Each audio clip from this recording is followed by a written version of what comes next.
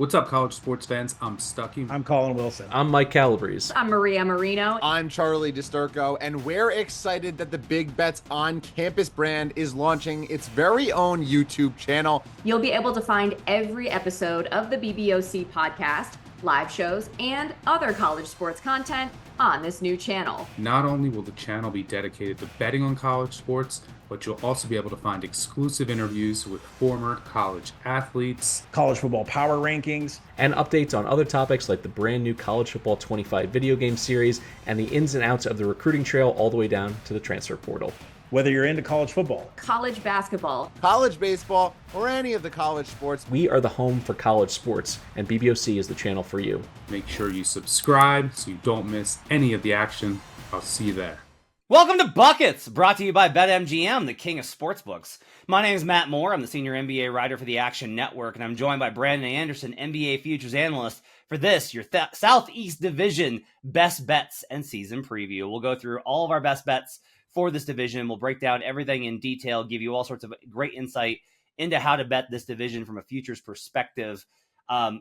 We have gotten off schedule. I wanted to apologize to the listeners if you've been like, what happened? I got COVID and then I got pneumonia. As my friends that I game with referred to it, I have the coronamonia. And so it has not been a fun time here at the Moore house over the last couple of weeks. I had a fever for literally 11 days. I ran a fever for 11 days of over 100, and it was not great. I'm feeling good enough to do this episode. But Brandon's probably going to have to carry some of the weight here, which, hey, that won't be much of a problem. We've joked that this will probably be our shortest one because both of us are kind of like meh on this division. So you should only expect an hour and a half on this episode instead of 2 hours. A couple of housekeeping notes. Want to let you know that you need to download the Action Network app. If you get a pro subscription, you're going to get updates from our best analysts' picks immediately. There will be a time delay on some of the other ones, but like Sean Kerner and Chris Raybon, I think Brandon's probably going to be on that list, and like a bunch of other guys. If you want those picks ahead of the market before it moves, you need to go ahead and get a pro subscription. So check that out. Make sure to go to youtube.com/the Action Network. You can catch a video version of this show as well as all of our great podcasts and live shows. Also, make sure to check out the new BBOC, Big Bets on Campus podcast channel. That is on it's got its own YouTube page. Go be sure to check that out. I just got done listening to the week 1 preview from Colin and Stucky. So much great stuff. Looking forward to college football. Also, going to be expanding some of the women's college basketball coverage over at BBOC. So be on the lookout for that as well. All right, Brandon, let's get to it. We're going to start in the Southeast Division. We're going to start with the Orlando Magic. And we do this by starting with a 10-word thesis, kind of where we're at, plus where our bet, lean, or pass. What's your 10 words on the Orlando Magic? No offense, but no offense. I just don't believe in the offense. Under 47.5, it's a bet for me. Wow. Okay. Mine is, I wish I wanted to fade them. This is a pass for me. I'm going to go ahead and stay away. Maybe you'll talk me into it. To set the stage, win total is 47.5 consensus. That's pretty much across the board. It's stable at 47.5. I project them at 49.9. That's high. I'll probably pull back on the power rating a little bit before we get to the start of the season because of some of the things that Brandon mentioned. A lot of that projection is based off of the bump that Kentavious Caldwell-Pope gives them. He does matter, but we'll talk about it. Like, trying to figure out how much KCP impacts things, I think, is significant because he is a really good and impactful player, but not in those specific ways that they need. But yet that might be enough to go ahead and raise the floor. It's an interesting kind of conundrum with them. Playoffs, yes, is minus 750. No is plus 500 if you want to get daring. Division is minus 140. The play-in tournament is plus 145. Their seeding number is 5.5. Over is minus 135. Under plus 110. Thought the juice on that was interesting at 5.5.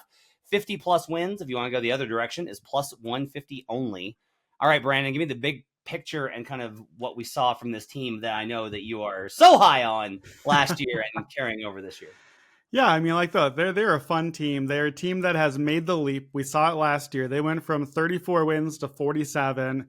they got the young guys, right? They got the core. Paolo and Franz, I think, are the 2 core pieces, maybe 3 now with Jalen Suggs. I like him a lot. I know you're very high in Jalen Suggs. Him especially, and Jonathan Isaac helped this defense jump from 16th 2 years ago to 2nd last year. That is Jamal Mosley. Mosley has been great.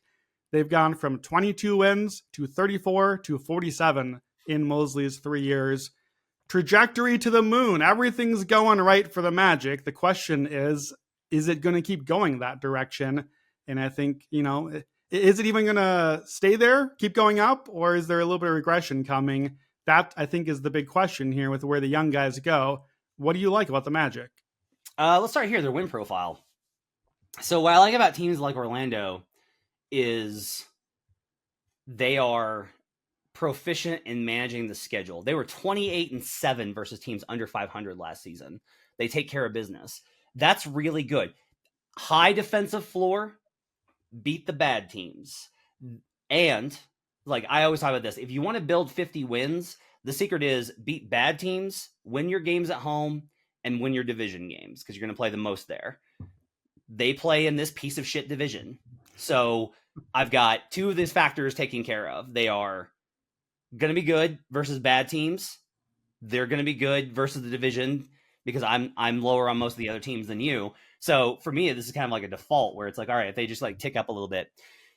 Okay, KCP is an unquestionable upgrade. Okay, even if it doesn't fix the offense, it's better redundancy and it does provide a quality shooter. If you kind of reconfigure things and realize if they'd added a true ball dominant scoring guard, they're taking the ball out of Paolo and Franz's hands, and that's not for the best of them long term.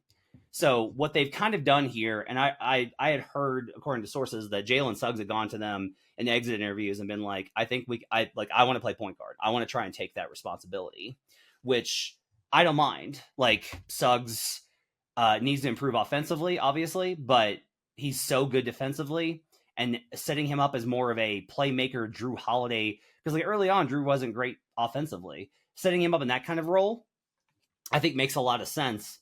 And then if you kind of think about it as Franz and Paolo as combo forwards there on the playmaking side, then KCP makes a little bit more sense where it's like, all right, we have the best defensive backcourt in the NBA with Jalen Suggs and KCP. Like, I think that's the best defensive backcourt in the NBA. Even I would put that slightly above even Drew Holiday and Derek White at this point because of where Drew's at. Yeah, that's how high I am on Jalen.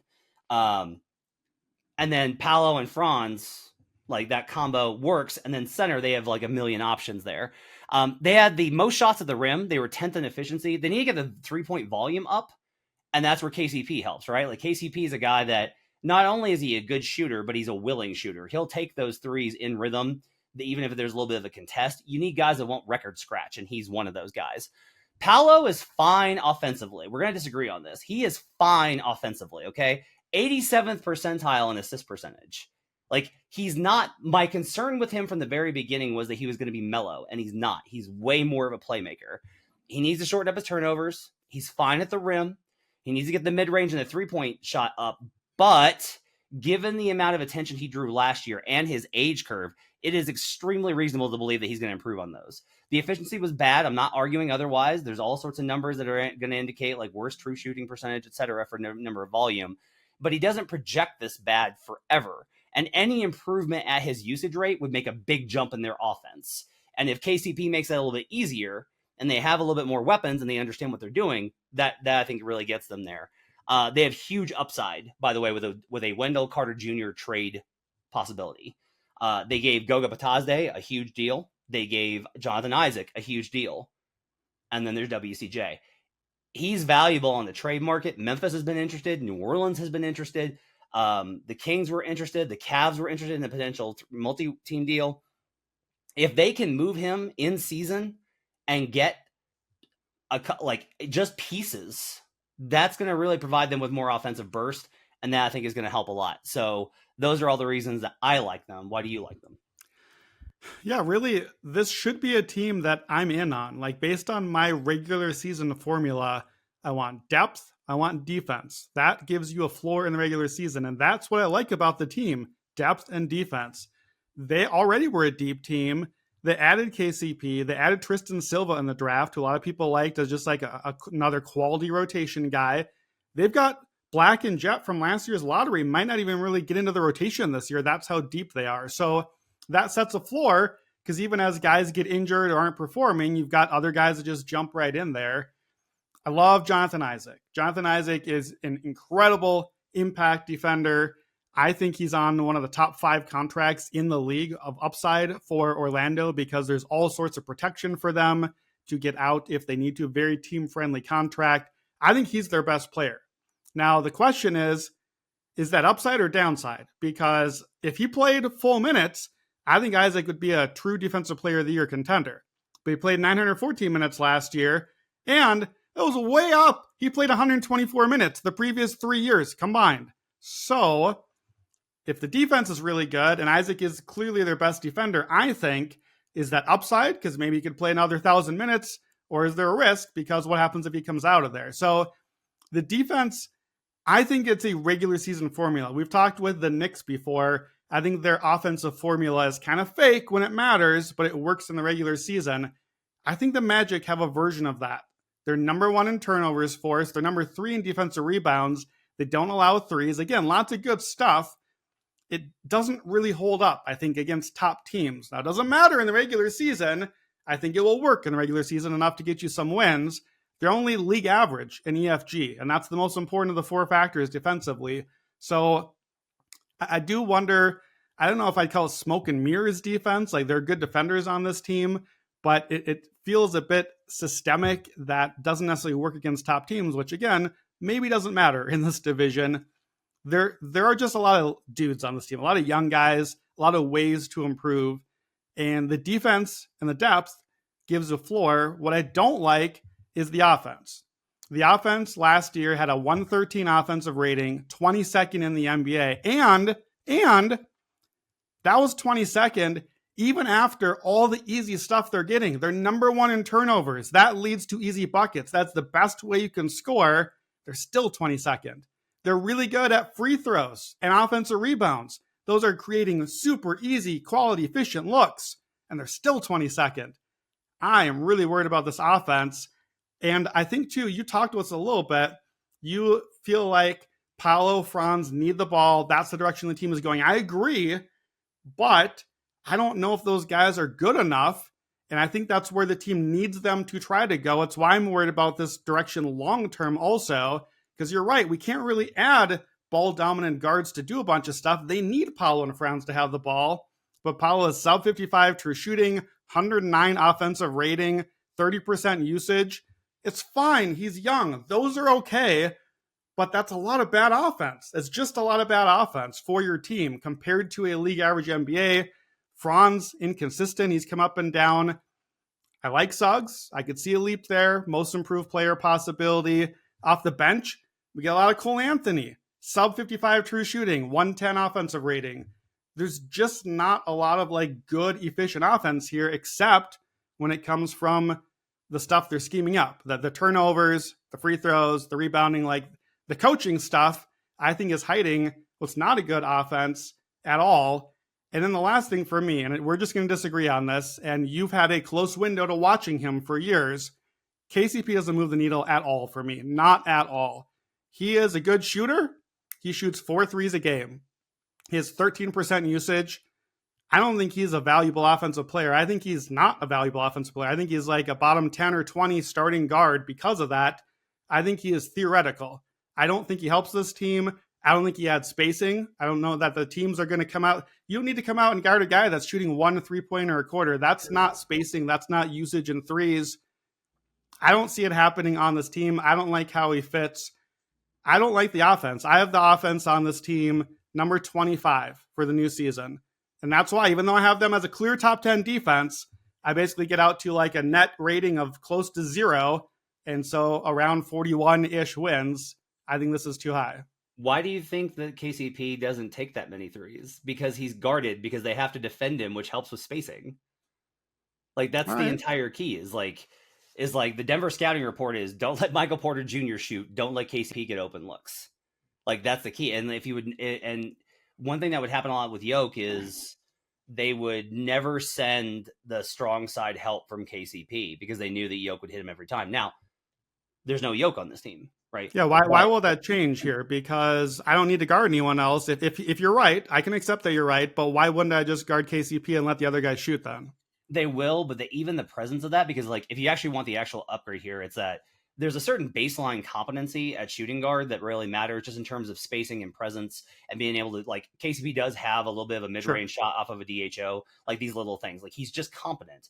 A good example of where we're talking about, the Anthony Black started a ton of games for them last year, and I think he's going to be good in time, but he was not ready for the starting job that he was thrust into. He played 1,164 minutes on court with a 108 offensive rating.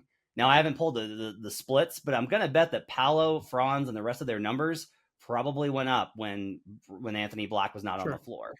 And so that upgrade, I think, is probably where you can get there. There are things I don't like about the team, and I'll talk about those for a minute. So, Franz shot 28% from 3 last year. All of us with most improved tickets, all of us with like huge Franz stocks were just like, what the hell? If that's who he is, that's going to be a huge problem. You can get away with Paolo's relative inefficiency on usage, especially given, again, he's a really good playmaker, and that's an underrated part of his game. You can get away with that. What you can't get away with is Franz Wagner not being a threat from 3-point range. You just can't do it. You just cannot do that. Like, if Franz had shot league average at 35-36%, how much better is this offensive rating on this team? Like, it just absolutely goes way up. But I'm not going to pencil that in.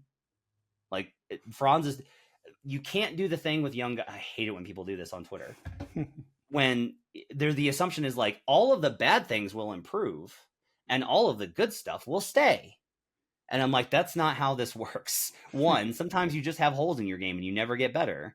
And two, sometimes the good stuff goes away, even if you get better at some of the bad stuff. So that's a concern for me. To your point, here's an interesting number I looked up. This is the last 13 seasons. The average defensive rank of teams that were top 10 in defense and bottom 10 in offense. Okay. So a top 10 defense, bottom 10 offense. Yep. The average defensive rank the next year is 12.5. So they actually slide a little bit. Now that gets better when you get into the top 5, but overall, like, there's like a little bit of a, hey, like, to your point, okay, even if the offense, let's say that you're too pessimistic at 25, which I think you are. Let's say they get to 20, 19, 8, like 18. Sure. It's not bad. It's not good, but it's 18. If that defense slides to 11, we're talking about a 500 squad. Yeah. Period and dot.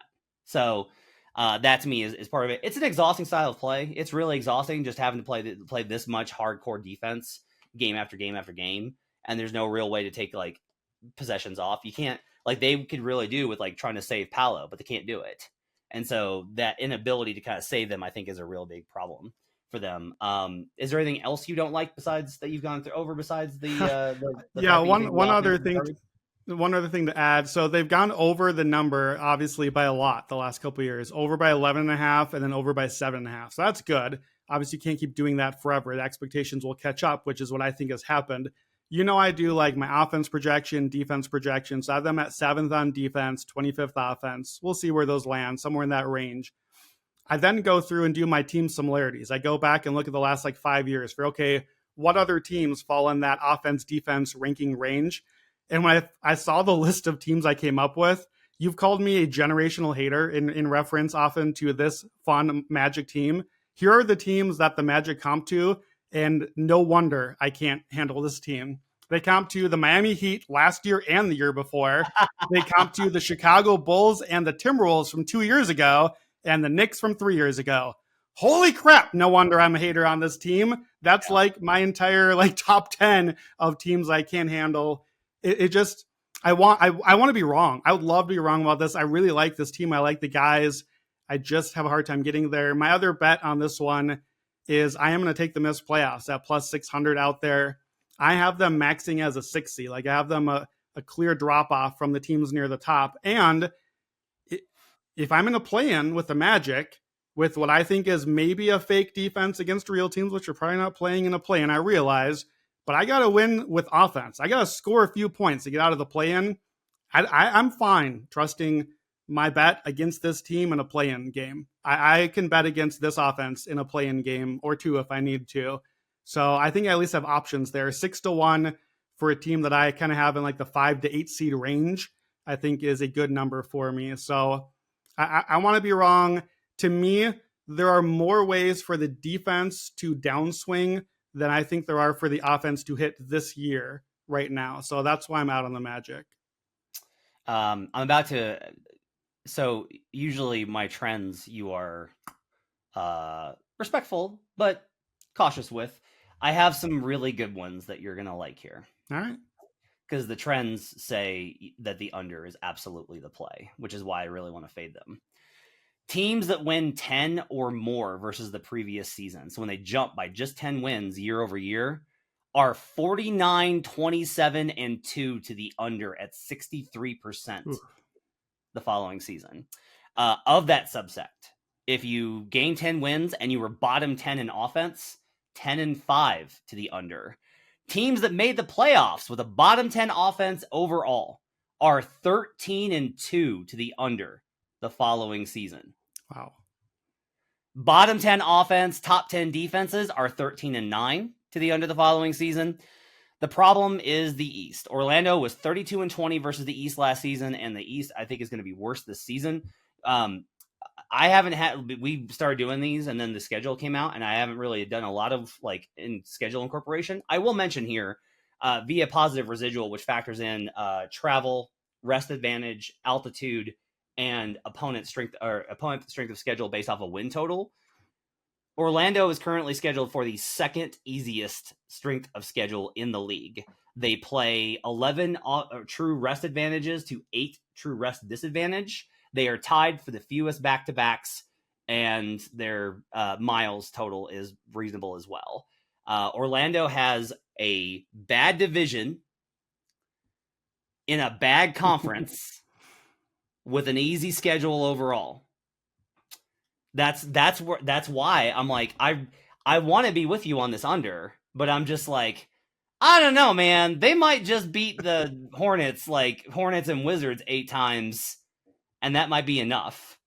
So yeah, let me ask you this one last question. So we're at 47.5 is the win total. If I get a little stuck in a team, like it feels like you're kind of getting stuck thinking through both sides, I sometimes try to think, okay, like go like 5 wins over, 5 wins under. Which of those do I feel more likely? So you tell me, what's more likely, the Magic getting to be a 53-win team this year or the Magic dropping to be a 500 team this year? 500 for sure. So I feel like there are more negative outcomes. Yeah. I think that's the direction that I'm picturing like a bell curve. That's the direction the bell curve leans to me. I think that's the problem though, is that you may be right, but I think that the bell curve is so thick in the middle. I feel like there's very little tail because the defense is going to provide them with a floor. Yeah. And that can be, I think, a real market. So anyway, Brandon's on the under, missed playoffs plus 600. I'm going to pass. I'll wait and see what they look like in preseason and then kind of make a call based off of that. I may just downgrade them and put a small bet in, but it's honestly, it's one of those where it's like, even if I were to downgrade them, and I would just be doing this to like get a bet in. I'm just not, I'm like, I don't really need it. Miami Heat, our arch nemesis here. 10 words. What do you got? Exactly what you think. The most predictable team on the board. Under 44.5, but I will pass. Mine is market makes no sense. Missed playoffs plus 360. Wow. Interesting. Okay, let's set the stage here. 44.5 is a consensus. There's been no movement. It's stuck at 44.5. The most like slightly above average team. Exactly what they predict, like as you said. Divisions plus 155. If you like them, that's a good number. Seeding is at 6.5 to the over minus 135, under plus 110. If you're going to do that, you should probably just take the division. It's very unlikely that like Orlando finishes 5 and Miami finishes 6. Playoffs is yes minus 500 for a 45 win. I get it's the East, but like minus 500? No is plus 360. Play in is minus 120, so they're favored to be in the 7 through 10. Give me the big picture on the Heat. Yeah, I mean we're running it back. I guess we're running it back. Is this what we all wanted? More of the same old Heat, that we're just doing the same thing again. It's definitely what Jimmy Butler wanted. That's for sure what the Heat organization wanted. We're just doing the same thing again. We don't need Dame or all the other guys. We got Terry Rozier for a whole season this time, and we got Khalil Ware, and we got Burks. Yeah, Jimmy Butler is in the last year before his player option. Feels very unsettled to me. Like, there was a lot of talk early in the offseason of, we kind of thought that Butler might be done there. Looks like we're not. I think they gave a pretty terrible extension to Bam Adebayo personally, a really big, long contract for a guy that can't be the player that he is being paid to be at that amount. They do owe their draft pick this year to the Thunder. It is lottery protected once. So that's interesting, because with the win total at 44.5, like, that's not out of play. That is somewhere in a range here where they could maybe want to keep that. If it does not convey this year, then they still owe it unprotected. So they may actually just prefer to get it over with rather than have to live with that also. So yeah, I believe they owe another draft pick after that too. So they kind of just want to keep getting these picks going through, because they need to start being able to trade stuff in the future. But yeah, it's the Heat. We kind of know what this team is. Here's what I like about him. I really like Jaime Jaquez. I really like him. I think he's a winner that actually makes impacts. Nikola Jovic's advanced metrics are better. I just don't see it. I don't understand. Like, it's fine. Maybe he's like a really impactful guy. He's just like a guy to me. Jaime is a guy who helps you win games. I think he might make a real leap this season. I really like Jaime Jaquez. Duncan Robinson had his best season. And he was so good in areas that you don't expect it. Like, if you told me like Duncan Robinson had a career season, I was like, oh, okay, so he like shot 45% from three. And instead it was like playmaking, off the bounce, rebounding, defense. Like, Duncan was huge for them last year. Cutting for free stuff every game. Yep. He was so good. And if he plays like that again, that can really help them. I will wind up betting Bam Adebayo for Defensive Player of the Year, because I like Payne. I enjoy Payne. And I will once again do it. And I'm hopeful that maybe this year he can get the credit that he deserves. We had a very, very, very passionate Slack conversation about this. The Heat did finish top 5 in defense last season. I just think Bam Adebayo is finally starting to get the credit that he deserves. And so I will continue betting him, because he should be more in these conversations than he is. The numbers off. The Zombie Heat. So I don't want to bet the Clippers, because they could be good if everybody's healthy, but they probably won't be. And the Sixers, you want to bet on the Sixers, but you can't, because Embiid will probably miss time. The Heat are the opposite, where it's like, yeah, they'll probably have guys that are missing. It just doesn't matter, because they're just going to find dudes that fill in and win those random Tuesday games versus whoever. Like, that's just what they do. That's how they exist. Spo is so good, and their development system is so good. The Zombie Heat are always going to be a thing. This was the 5th best defense last year. Like, they were legitimately really good defensively. So those are the things that I like about them. You'll notice none of this is outside of Jaquez involves watching them, because watching them is a root canal being done in the middle of a death metal concert. So it is not exactly my favorite league pass watch. What do you like about the Heat? That coming from a guy who's been in bed with COVID for the last 11 days, who still would rather have done that than perhaps watch the Heat. My words in your mouth. I mean, I like the defense. Obviously, the defense is reliably very good. I don't think it is great. I think it is reliably very good. 6 straight seasons, they have finished 5th to 10th in defensive rating. It's really good. It's a really good way to have a sustainable franchise winning culture, Heat culture, all of the above. I do think the new minutes that they're going to get this year from the way that the lineups trend, the guys that are going in, I think there are bad defense minutes coming in. So that's not going to help, but they're the Heat. They're going to end up in that range. Bam is an excellent defender. I don't think he's the best defender, but he is going to help them be in that 5th to 10th range. I like what I saw from Bam at the Olympics. Maybe he'll start shooting threes now. Like, I'm not ready to just be like, all right, great, 2 or 3 a game. Like, this is what's happening now. That'd be nice. I would really like to have Bam shoot, because Jimmy Butler won't shoot the ball. I love Jimmy Butler, but he won't shoot the ball. And it's a problem when your 2 superstars on the team won't shoot the ball, and it cramps all the spacing and gums up the offense. So can we get more Bam threes? Can we get some more DHOs and assists? I need him to find more offensive value. It looked like it at times in the Olympics. I like that.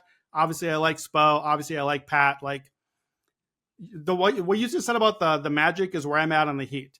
I don't like this team. I don't want to watch this team. I don't want to bet this team. I want to fade them. But how can I fade a defensive top 10 team with Spo and with Pat Riley? I can't do it. I can't fade that excitedly. What I don't like, I think Jimmy Butler is starting to finally slow down a little bit. His defense wasn't as good in the regular season. His twos fell off. That's a normal thing. There's a lot of mileage on that body. Terry Rozier, I mentioned, he was not good in Miami. He is not good for them. Lenacy maybe just hasn't been healthy. We're going to get more Hero probably. We got a lot of Heat fans in our Slack. They're not excited about that. Heat fans don't want more Tyler Hero. It's not gone well for them. I mentioned that the defense has been in that 5th to 10th range. The offense is stuck also in a bad range. Offensive rating 113 or 114 3 straight years. So we're stuck. There's no ceiling. There's no offense to get to. The defense can only fall so far because the defense is good. I do think, because of Jimmy Butler, the tail trends down. If you have to find a tail to this team, it's either Butler getting injured or it's Butler just not really being there in what is kind of his way out of town as he's entering the final year of the deal. So I don't like that.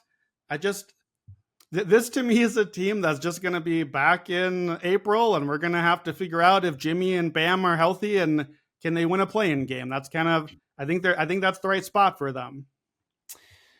Jimmy played 60 games last year, including an absence where he was hurt and attended the Miami Open in tennis.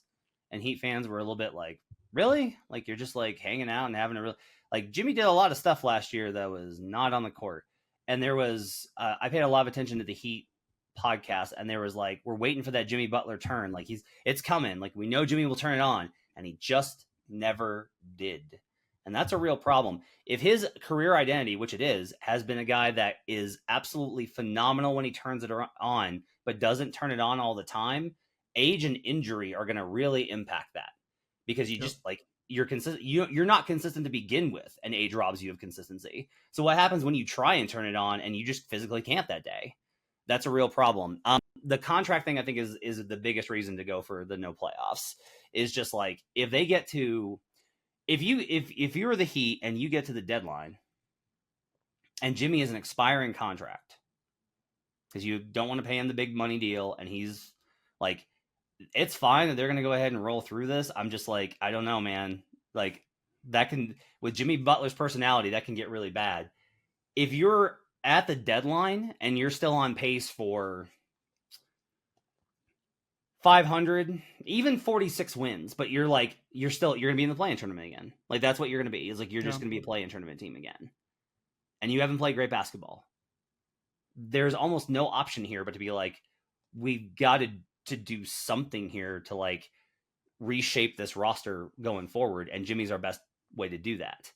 But those moves probably don't result in a bump at the end of the season. Maybe it does. But that to me is a big question. Jimmy, Bam, Tyler, Jovic, Jaime, Duncan, and Love. That's 7 guys. Okay? And that's a playoff rotation. That's fine. Everyone else is just a guy. Maybe Khalil Ware. I'm willing to throw him in because it's a rookie. 8 guys maybe. Right? Everyone else is just guys. And all of those guys miss time. Tyler, Jimmy, even Bam to a certain degree. Duncan misses. Kevin Love is getting up there in age. The zombie Heat thing is real, but you're still, it's wow, they replace them with average level players versus you don't replace them with above average.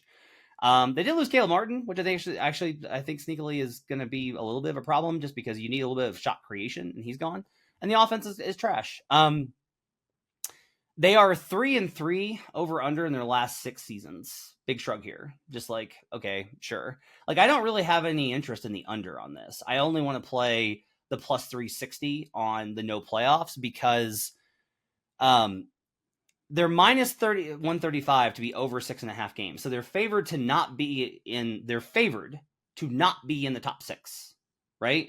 Right. But what the books are saying is, okay, well, they're not going to be top 6, but they're absolutely getting out of the play-in tournament. I get why, because the drop-off is such a huge thing, right? And it seems like they can get there. if we look at this and we just go like, all right, Boston, New York, Philly, Milwaukee, Cleveland, Orlando, and Indiana. That's 7 teams I think are better than Miami. Now, one of them might get hurt, but that's 7 teams right there. If I get one black swan, Charlotte, Atlanta, who we're going to talk about, Toronto, any of these teams that get in there and slip above them, now they're in the 8th spot. And now their odds go from extremely high to get out of the play-in tournament to 50-50. That's basically what 8 seeds are, is 8 seeds and 9 seeds are 50-50 to get out. That's why I think the downside is enough. Like, I have a 13-game gap between Miami and the 9th seed in my projections. But for me, that's enough for me to get on the plus 360. Yeah, I mean, the Heat have won 44 to 46 wins in 3 of the last 4 years. This is a team I keep trying to fade when we do these podcasts and feeling good about it all year, and then they somehow just get over the line there anyway. I don't know. I think if you like the Heat, you said this earlier, I think if you like the Heat, the division plus 155 is a value for you. Even though I don't like the Heat, I still give that number a slight value. So I think if you like them, you definitely should play. That's a good way for it. I can't back your angle on the no playoffs bet, even though Heat no playoffs has been like my go-to way to lose money for years in a row now on this podcast. I don't want my money fading Jimmy and Bam and most importantly, Eric Spoelstra in a 1-game setting against Chicago or Charlotte or whoever these other teams are. I don't want my money against that. I would rather just take the play-in odds. Okay. Even though, like, I want the big payout. I just, like, to me, this is when I have done it with like the Suns and Lakers in the West, where I'm like, well, I think they're going to end up in that range. But yeah, okay. But is Kevin Durant going to lose a play-in? Is LeBron? And I'm not saying Butler is that level, but like, I don't know. Butler kind of seems like about that level from how he's played in recent years to the ages those guys are. So I get it. I don't want to bet this team. I don't want to watch this team. I'm good on the Heat. You got anything else? Nope, that's good. My only kind of concluding thing there, I think, is they were down 2 years ago to the Chicago Bulls with 4 minutes to go. Yeah, I was going to bring that up. Yes, they don't. They nearly the team that went to the finals that nearly lost in the play-in, which they'd already lost a previous play-in game to get to be behind the Bulls in that game. So yeah, it's lost again this year. So yeah. All right, let's deal with this. I will warn everyone that listens to this podcast now. There's gonna be a lot of fights about the Atlanta Hawks over the next month because all of my colleagues, for some reason, are in to various degrees on the Atlanta Hawks. Give me your 10 words on the Hawks, Brandon. Not great, but maybe good enough in this division. Lean over 35.5, but I'm not playing that. I'd rather play the division odds plus 1,700. Mine is what's changed to make this team any better? And I'm a no bet based off of I want to talk to Jim Turvey, who is captain of Hawks Island. We'll talk to him next month and try and sort this out. I respect my colleagues enough to not want to go against them, but there's a number of alts that I do like on the underside of the Hawks. We'll talk about that in a little bit. 35.7 is the average win total. There's mostly 35.5. There's 136.5 in the market. So a little bit of a bump there on toward the over. Division is plus 1,100, which is that's where I found a number on that 1,100. Okay. Seeding 9.5 over plus 130, under minus 160. Playoffs, yes, plus 170, no, minus 210. So yes is if you want to think that they're going to be pretty good, plus 170 is pretty good there. What do you like in the big picture about the Atlanta Hawks? Give me the big picture and what you like about them. Yeah, so obviously they gave up on the DeJounte experiment. They didn't really blow things up. We thought that they might. We thought DeJounte would go. We thought Trey might go, maybe both of them. They kind of did a half measure. DeJounte is out. We still got Trey. We still got Capella and DeAndre Hunter. Sort of feels to me like we're not totally sure whether we're coming or going with this roster. Like we might still have another move coming. There are no picks coming, so there's no tanking. They still owe all the picks to the Spurs for the DeJounte deal in the first place. So they got to try. This is the team. They got to try to win. There's no point in trying to lose. So that's not one way to get the tail. They do have a few picks. They got a Lakers pick. They got a Kings pick, eventually a Pelicans pick. So they do have actually some avenues to improve. They could trade those picks in trades, even though they've already moved their own. They're still, for years now, what is this team? What's the direction? It's the same answer. We got Trey and we're trying to figure out what goes with him. And we are running out of options. We're trying Kobe Buffkin. Hasn't really played yet, but maybe we'll see if he could do it. How about Dyson Daniels? I kind of like that fit. Dyson looked really good in the Olympics. I thought they wanted DeJounte to be this like stopper defensive guard who could also handle a little bit. DeJounte is not that guy. He was a different player. He's a better player than Dyson Daniels. I think Dyson might fit better next to Trey as a better defender. I kind of like that fit. Obviously, they had the number 1 pick. They lucked into it. It took Zachary Arisashe. So hooray for this being the year you won the lottery. Didn't look great in Summer League. Doesn't really feel like a guy that's going to immediately move the needle for a team trying to figure out where it's going. Feels more like a long-term play. I don't know that they really have an identity right now. The identity is Trey, I guess, because we haven't figured out who to trade him to. So that said, Trey's what I like. I think Trey is a good player. I think Trey has become underrated because we know all the flaws. We know the defense is really bad. The offense is really good. The offense is really good. And I think, honestly, the offense will be better. I think Trey Young is going to have a better season this year because I think DeJounte actually hurt the team. DeJounte took up more possessions and had the ball in his hands more. For better or for worse, a Trey team needs Trey to do the Luka Doncic thing and do all the stuff. And Trey is pretty good at it. He's not Luka Doncic, and he's not good enough to be great. That's why we're stuck here. But with Trey, who's going to play probably 20 more games if he's a little healthier, and I think a better version, they've had a 116, 117 offensive rating 4 straight years. It's a high floor.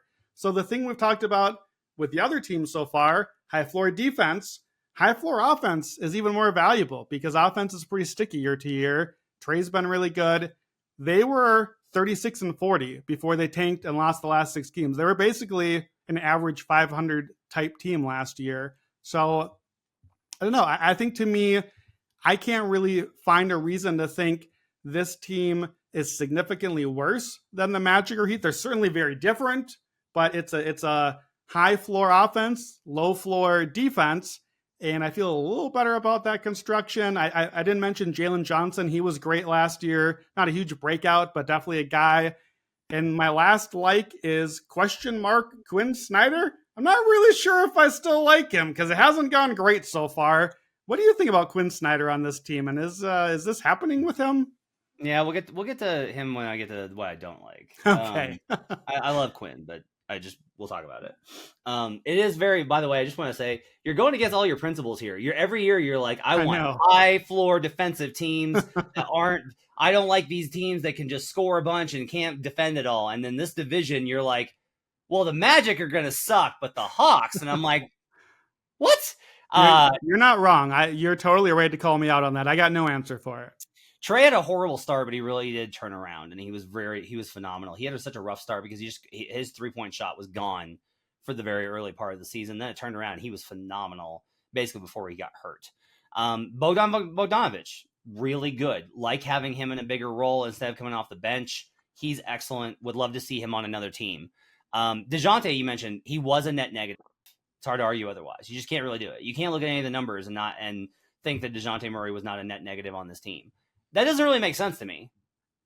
Like, it makes no sense. It makes zero sense given what we know of DeJounte Murray. And even watching them, I didn't feel that way. I always liked them, and that's when DeJounte was actually the one running the offense.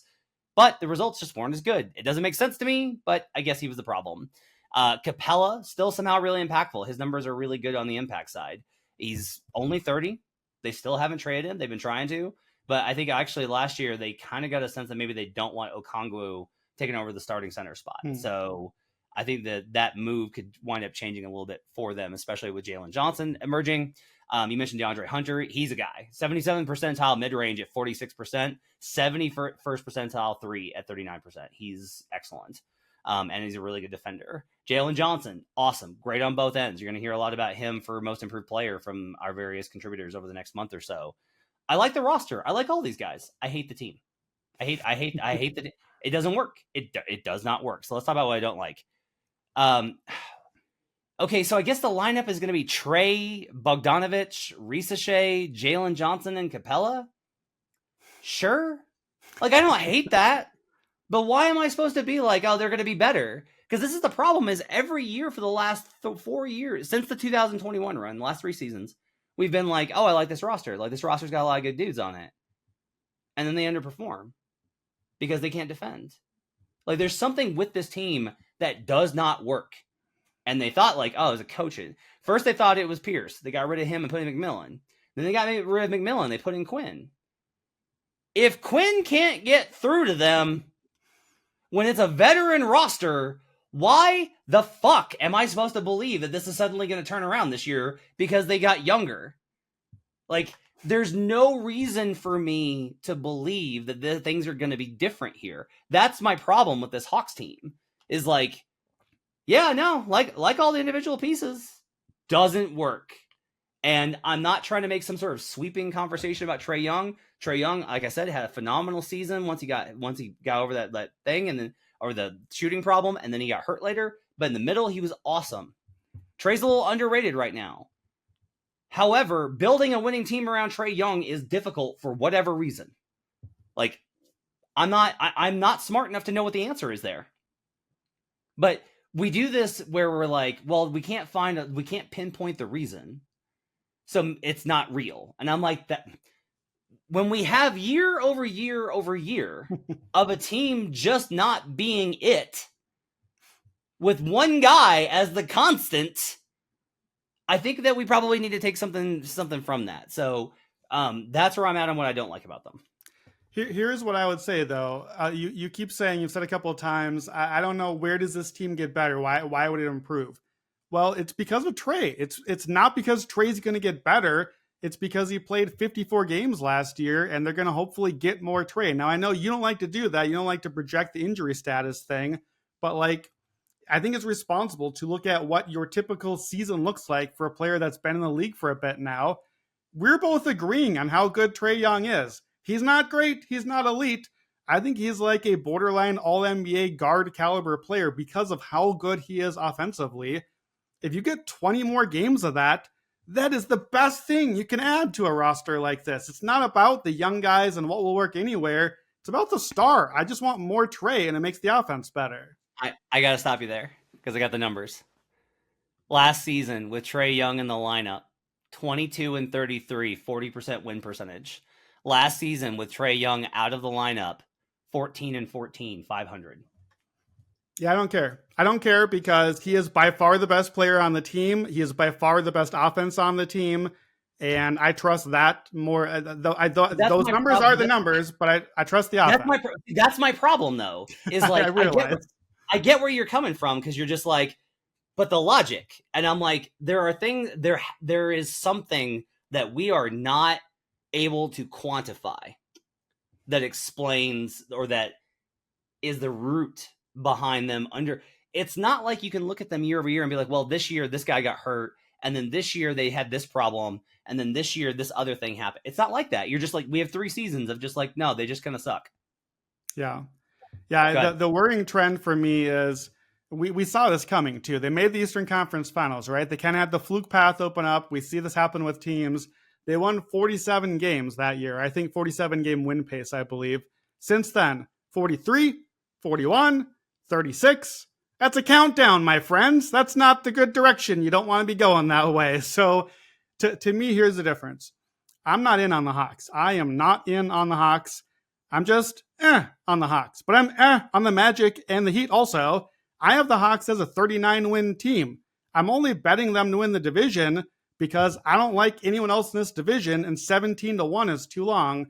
There is a 17-1 out there. I'm looking at it right now. It's 5.6 implied.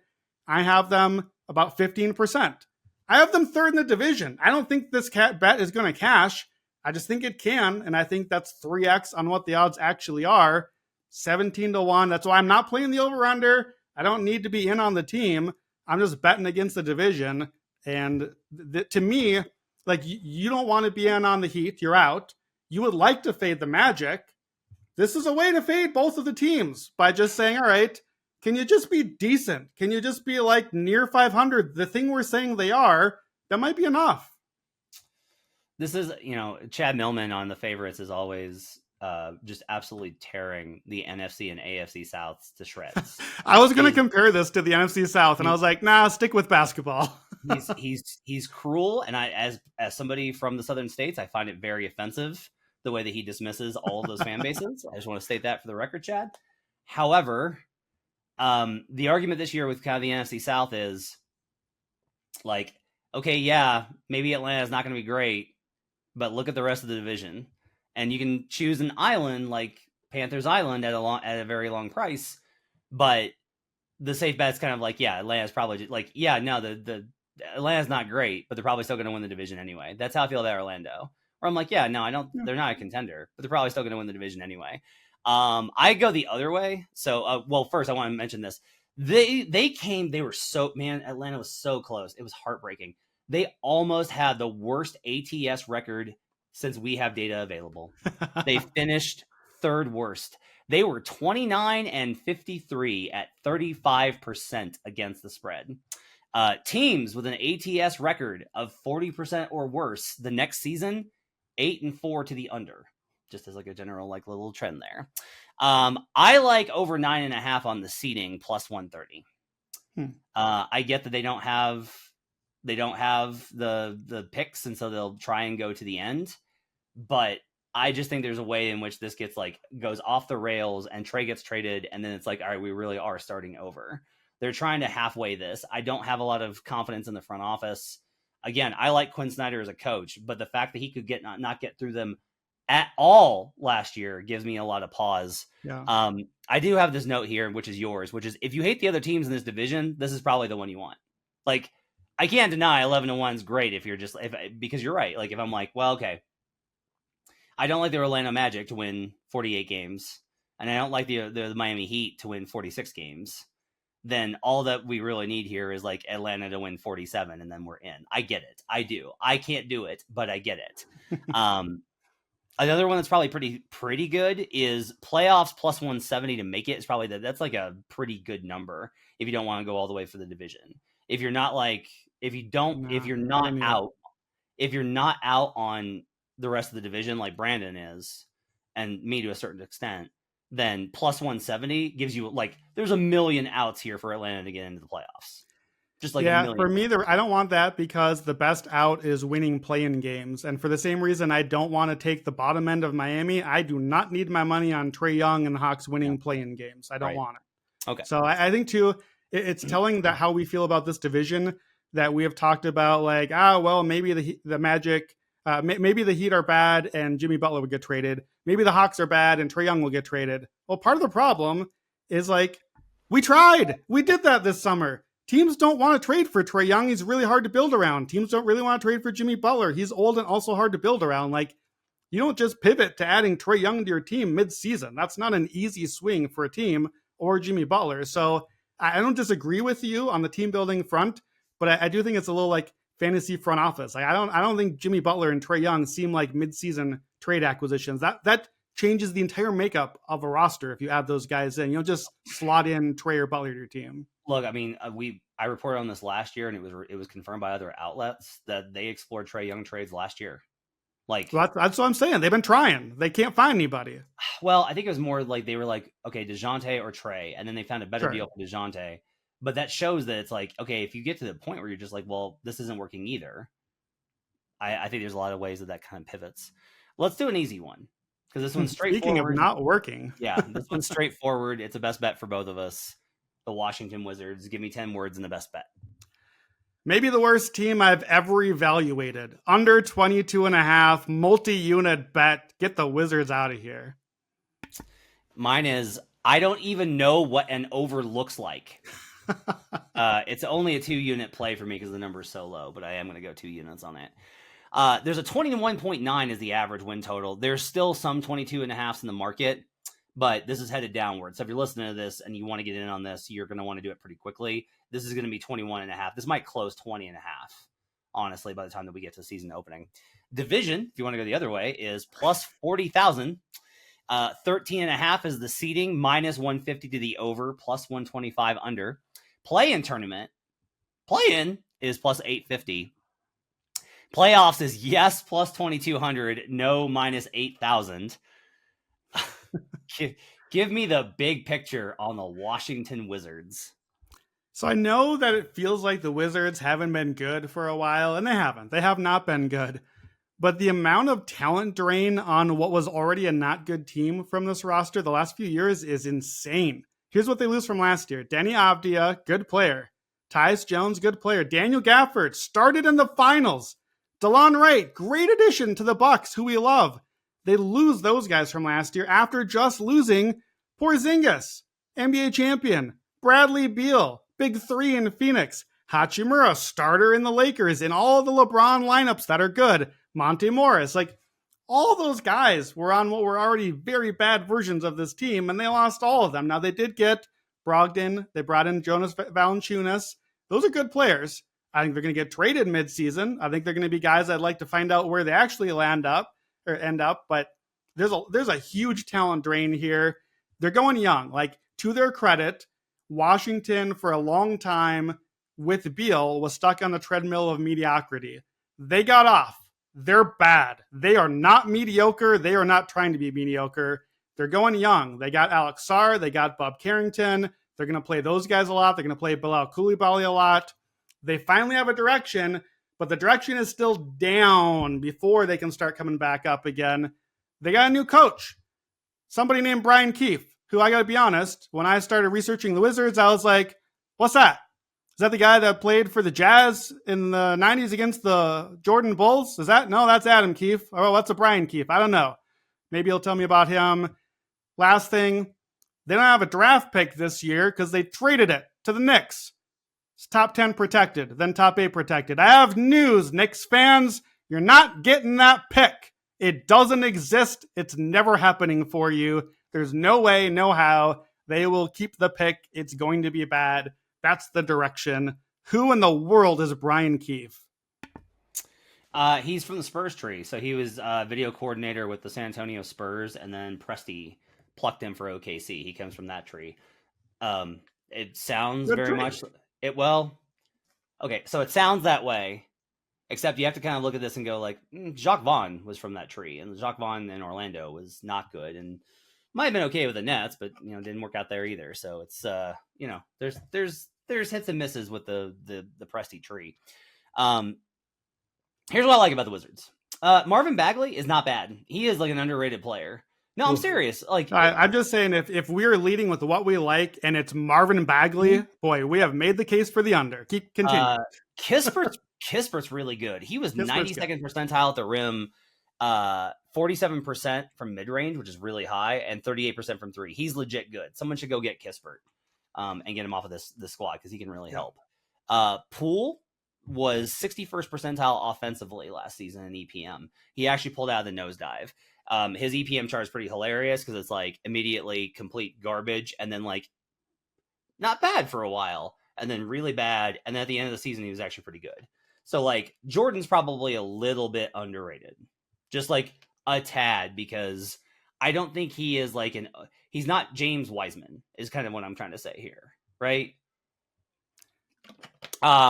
If they're tanking, why do they spend money on JV and Bay? Why would you go get those guys if you're still trying to tank? And it's like, well, it's still Sadiq Bey and Jonas Valanciunas. Yeah, but those are competent NBA players. Like that, like they added NBA guys. And that leads to the other question. Brandon, do you know where the Washington Wizards rank in salary? I should. That seems like a thing that I would know, but I'll be honest, I've been doing a lot of football lately, so I do not. I am going to guess that they are bottom 3. They are 4th in the league in salary. Almost. I was real close. This piece of shit team, this absolute train wreck, is at $204.9 million on the cap.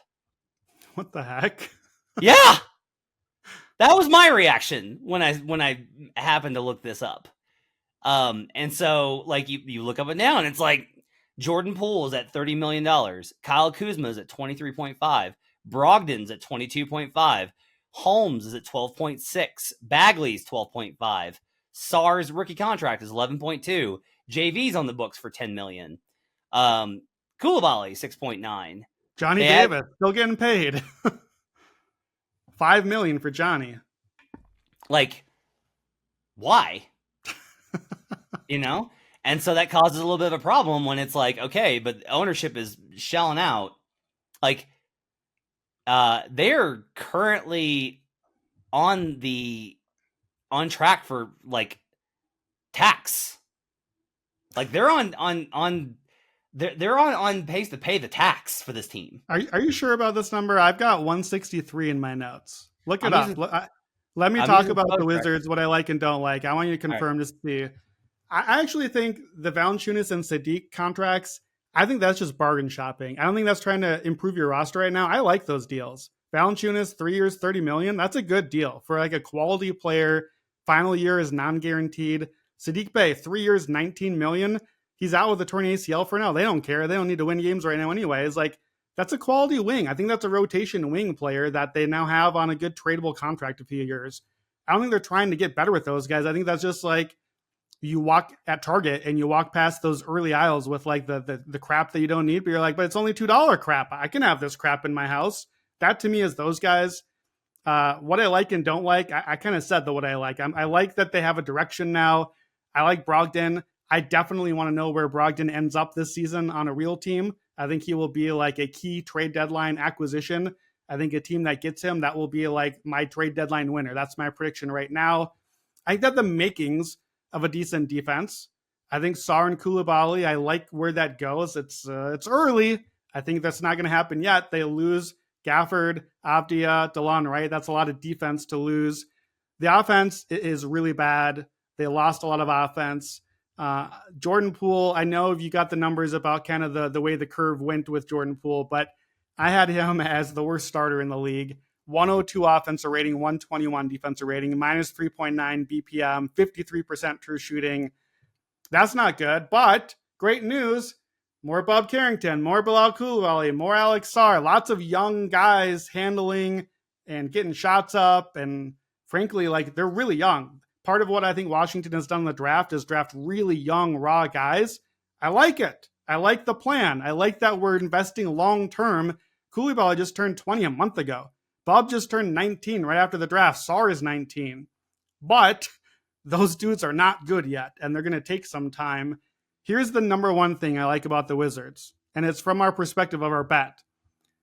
Now, I know it's a new coaching system here, but the Wizards played at the number one pace in the league last year. Boy, I like that, because if you're going to be bad, why not be bad more? That's going to help tanks and give us lots of losses. If you are really bad, like this is the thing the Spurs did covertly for a while they were tanking, is they just started running. That is not a pop thing, but they were like, how about if we're just worst net rating for you for like 15 more possessions a game? That'd be a great way to lose games. It's a very good stealth tank mode. So I love that for our bet here. Did you find some salary at numbers for me? Which one of us is on this? I mean, we're both on it. Their active cap is the number that you've got at 160. Their actual cap space, total cap allocations is still 204 million. With everything kind of included. What's in between? What's missing? Jan Mahimi. Oh, yeah, right. But I will say this, that they still are they are still bottom in what's projected to be cap space. Like, yeah. This team should be at the floor, and they are very far from it. This is probably the worst roster in the league, and that's hard for me to say because I always do this by like, okay, how many NBA players do you have? Which is, how many guys do I think will be in the league in 3 years? Okay, I think Jordan Poole will be there. I think Kyle Kuzma will be there. I think JV will be there. I think Brogdon will be there. Like, they have guys, right? It's just like, what do they do? What does any of this do? Brian Keefe was an interim coach that was given the tag for another year. That was given the job for another year. This does not, like, this reeks of we're just going to tank, and then next year we'll actually start to pivot towards what we want to do with the franchise. Sarr was the most worrisome pick at Summer League. It's hard to argue against that. Like, he just didn't look like he belonged, and that's very terrifying for number 2 overall pick. Kuzma's just collecting a paycheck. Kuzma's not this bad. Like, his defensive stuff is horrendous, and he's not this bad. This is a Daniel Gafford type situation where it's like Kyle Kuzma's going to get traded, and then all of a sudden it's like, oh yeah, Kyle Kuzma's pretty good again. They're going to move Brogdon. There's no reason for them to keep him. He's a valuable contract. He'll get moved. They traded Denny and Tyus Jones. That was their first and fourth best players in EPM. Like, they are not being subtle here. Yeah. It's hard to tear a team down to the studs with the salary floor, which is kind of one of the lessons here. So it's kind of hard to like. You can probably say that the Nets. I am okay if you look at the Nets and go, that's a worse roster. Like, I'm okay with that if you want to say that is. I think that for winning basketball games, the Nets make more sense than the Wizards, which is saying something. It's just absolutely, to me, there's no question here. This number is still so high.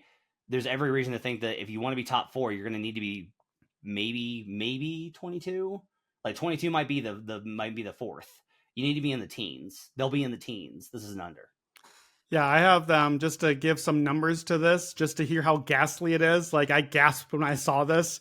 I have them ranked 30th on offense and 30th on defense. There's 30 teams in the NBA. That's last. I don't think I've ever had that for a team before. I have them at net rating -12. That would project to a 9-win team. Jesus. The 1973 Sixers went 9-73. That's where I project them. Now, look, I don't think they're going to win 9 games, but the number is 22.5 here. Put differently, for me to not want to bet this, I would need this team's net rating to be 5 points better. I would need it 5 points better for me to be like, well, maybe I shouldn't take the under. Like, that's how far under it is. I would set this line at like 18.5 personally, and I would still lean under. I see an under 17.5 out there at plus 215. I think that's a good way to go. I would rather do that than like worst record or something. I don't even know if this team needs to tank. I just think that they're not good. I don't think they're going to need to try to lose games. I think they're going to do it just fine without any help. It's the worst team in the league to me. I do have them projected at 22 because they do have NBA guys, and that's where I've got them. I just know that they won't put a 22-win team out on the floor for a lot of the season, and that's saying something. So that is the Washington Wizards, which is the best bet for both Brandon and I on the under. Let's go to the Charlotte Hornets, my nemesis in so many ways. Give me the 10 words and your best bet on the Hornets. Kind of intrigued, but not enough to bet it. Over 29.5, but pass. Mine is, I thought I would like them more. I lean over, but no bet. So win total is at 29.3. It's up about a half win. There's still some 28.5s in the market if you want to get in on the over. Divisions plus 270. Yes, plus 50 to make the playoffs. No, minus 750. Play-in is plus 165. Seeding is at 11.5, plus 115 to the over, minus 140 to the under. I am looking right now. The actual number on the division is plus 10,000. I got that wrong. I missed a number there. So plus 10. I did not have that right number. It's plus 10,000 on the Hornets.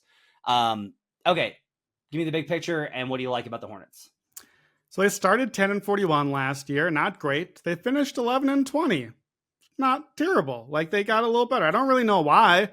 They moved on from Gordon Hayward. They moved on from PJ Washington and Terry Rozier. They didn't have LaMelo for that stretch. I don't really know why they suddenly started sort of winning a few games, or certainly not losing as much, but they did. So that was interesting. They still finished bottom 3 offense and defense, dead last in net rating. That's not great. I kind of like Charles Lee, the new coach that they brought in. I feel like there's some defense possibilities here. They did trade their draft pick. It is owed to the Spurs. Top 14 protected, so lottery protected. And if it doesn't go this year, it just expires, or it moves into 2s, I think. So that's interesting. If you do like the Hornets, they are incentivized to end up back in the lottery one more time here. So I don't love that for them, but you can definitely go over 29.5 and be very safely in that bottom 14. You can make the play-in the East and lose and still end up very easily in that bottom 14. What I like about the Hornets and why I kind of wanted to be interested in them, the guys that they have that are probably good barely played last year. LaMelo Ball, all the stuff we said about Trae Young, but worse versions of it. LaMelo only was 15th in the team in minutes last year. Mark Williams, I thought he was going to have a good season last year. They barely got him at all. He was 17th in minutes. Instead, Nick Richards, 3rd in minutes. Bryce McGowan's, Trey Mann, Micic, 7th, 8th, and 9th in minutes. Replacing abject, terrible minutes with like, sure, you might be okay. That's usually a good thing for your team. I don't really know the thing with LaMelo. I think he's a little underrated, but again, the same problems with Trey, but even more so. Brandon Miller, I thought had a really nice finish to his rookie season. First 37 games, he was at 15 points a game, minus 3.7 BPM.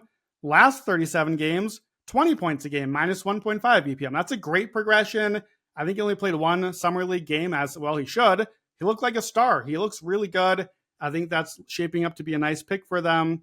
I do think there's some defense potential, like LaMelo's defensive numbers. I know that we see what we see, but because he rebounds and some of the other things, there is something there with him. Josh Green, Grant Williams, maybe Miles Bridges. I think Brandon Miller is a positive defender. I think there's something there with the defense and Charles Lee potentially. I have a bunch of things I like. I barely have anything I don't like about the team. I just couldn't add it up to being anything enough that I cared enough to bet on. Yeah, I'll start with what I like. You mentioned this in a little bit. The vibes are immaculate, and it's mostly because of Charles Lee. Lee like had the Hornets players in Boston to be in a finals locker room, to be around and see what a winning culture looks like. That's a small detail that matters a lot to me, because it means that Lee is actually invested and bought in, and that guys are going with him and are like willing. Like Charles Lee is so beloved, and that coach bump could be absolutely huge here. Yeah. Because they didn't listen to Cliff at all, which I don't think that's Cliff's fault, but they're trying to get better. They're trying to get a better culture in there. They have a weirdly older roster, which is usually a team that kind of wants to win. So Grant Williams, Seth Curry, Micic, Cody Martin, Nick Richards, all those guys are 27 or older.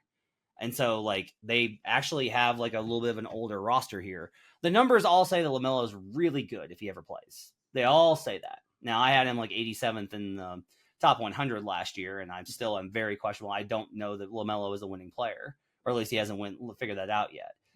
We did this with Devin Booker, where it's like Devin Booker's not a winning player, and then he starts winning, and everyone goes like, he was always a winning player. I'm like, was he, or did he figure out how to win? Because there are definitely guys that play winning basketball and don't. Ask Draymond Green. He's got very good thoughts on that. Miles Bridges, horrible human, should not be in the NBA. Under no question should this man be under contract. Good player. Don't like it? It's the reality. I'm really high on Mark Williams, and I've heard so with the Hornets. There were two guys I heard that were untouchable in trade talks this summer, and it was Brandon Miller and Mark Williams.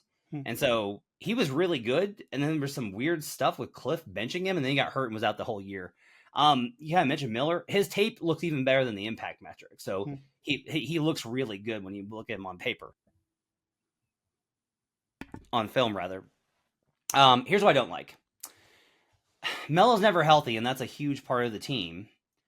And I worry about tension when he is there, because I think that LaMelo Ball probably still has inclinations to be in the franchise. And the impression that I have gotten from people around the league, not in Charlotte, just around the league, is that this is going to be Brandon Miller's team.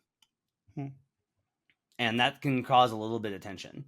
Maybe LaMelo's like, hey, look, I've been hurt. I just want to not lose. And he plays like pure facilitator. And maybe that's a better role for him. That could really work. But that's a little bit of a concern for it. They've also made it clear from everything that I've been told that they're willing to take on contracts for assets. Like that's their money is all movable. And they've made it known that if you want to offload a contract, they'll take it in exchange for picks. Like the front office has long-term, I think, plans for a restructured rebuild, a start over from the failed rebuild before. And so if that's the direction that you're in, you're probably not trying to win a lot. If they get to January and, it's like, oh, hey, we're not bad, but you're just like, what's the point? Like, we're not going to make the playoffs. We're not really going anywhere. Maybe they pivot and go the other direction. Maybe they go the other way and they're like, no, we're trying to build a culture here. We're going to try and win out. And that could really put some value on the over. But those are the things I don't like. What don't you like? Yeah, I don't like the offense. It's been bottom 3 2 years in a row, and that is with Melo in the lineup. Some he's missed a lot, but they are super screwed if Melo is out. I don't like having to rely that much on him. I don't like having to rely that much on young minutes. That's a consistent thing for me. I think with Charles Lee, who I do like, I think you might get some more defense forward type lineups where they're emphasizing that way. Guys like Josh Green and Grant Williams in the lineup, who I like, but don't really fit on this team as well because you don't have enough offense to cover it. Tijan Salon did not like that draft pick at all at number 6. I do not think he's going to have any impact on them this year. I think he's probably going to play a lot in the G League, I hope, rather than sit on the bench for them. I have them at 26 on offense, 22nd on defense, net minus 4.5, so about 31 wins. All of that said, I'm going to add a bet here on the Charlotte Hornets. You ready for this? I'm just doing this on the fly right now. I'm going to sprinkle, just a sprinkle, like a 1/10 to a quarter of a unit. We'll see. Okay. All right. I'm out on the Magic. Oh, I'm out on the Heat. I'm wanting to bet against the top teams in the division. The Wizards are terrible. They're not even in this division. If I'm playing the Hawks because I think they could be maybe kind of okay and get to a 500 team, and if we kind of like what's happening with the Hornets and think they're in the 30s maybe, and it's 100-1 in the division, don't I need to add it to my Hawks position? Isn't that consistent logic with what I'm doing? I think I need to. You gonna sprinkle some on the Tar Heels to win the NCAA championship, and also go in on the Hurricanes to win the cup? Is that what we're gonna do? Or are you just gonna I was trying to figure out where you're going with that. Yeah, all in for Carolina for the year. Give me. How about that? It's not Panthers Island. It's Carolina Island. Carolina Island. I gotta look up the odds. We'll put this out there. All right, I'm gonna do this. I'm gonna do this as 0.2 of a unit bet. 1/10 is just on the 100-1. 1/10. You're gonna have to go or listen to the Action Network podcast. NFL season starting up. Go listen to my worst first take. Panthers Island, 13-1 division, and Hornets Island, whatever the division, 100-1 parlayed. Give me the Carolina Island parlay at like a bajillion zillion to 1 for 1/10 of a unit. That's the bet. I'm gonna log it in the app. I'm tracking it. That's great. I love this bet. I will tell you on that. I'm in. Mine is actually, I think what I'm going to do, I'm going to wait till preseason, and I might add an over. I'm going to play in at plus 165. And so that's a much more conservative than you. A more reasonable version of what I just offered. I don't hate all these teams the way that you do. I'm not a generational hater. And so if you look at, I need 5 teams, right? Nets, absolutely going to be worse. Wizards, absolutely going to be worse. Pistons, I think will be worse, even though I love the over there. Bulls, I think could be worse. I'm very low on them, as you know. Maybe the Raptors, that would get me 5. And if one of those misses, all I need is one playoff team to have a year from hell. Yeah, I don't hate it. I can see that. We like Charles Lee. I think it's a better, more responsible version of the thing I just offered. I will say, well, no, I mean your payouts can be better when I like it's like, oh, I lost because they actually won the division, got the 6th seed, and you won. I will be this is a team I'll be very close on in preseason. So I actually think that there's a lot of value on futures too. If these teams that are in that nebulous, like I kind of like the leans, I think you can go into preseason, watch a couple games, and then be like, oh, like if I watch preseason and like the bench is popping up and they're all yelling and they're playing really well and LaMelo looks good and like there's chemistry and just you can tell that Charles Lee has installed stuff, then I'm going to be in on the over, and then I'll probably play the 165. But I'm going to go ahead and wait for that. All right. We'll both love the Wizards under. That's a multi-unit bet for Brandon. It's a 2-unit bet for me. Brandon's on the under on the Orlando Magic. I'm going to go ahead and pass on that. I'm on Heat miss playoffs plus 360. Brandon, what's your Atlanta bet? It's Atlanta division plus 1,700. 1,700. I'm going to wait on Atlanta until I talk to the rest of our crew. I really want to fade them, but boy, does our smart people like them. So I'm going to hold. And I'm on Hornets plus 160, and Brandon is going division and Panthers Hornets dual division parlay, which I love. That's a great bet. All right, that's gonna do it for buckets. Thanks for joining us. We'll be back later in the week. We'll get you wrapped up on our division previews with the Southwest Division. Make sure to tune in for that. Check out all of Brandon's great NFL work over at actionnetwork.com and in the Action Network app. We'll see you guys again next time. Till then, let's get buckets.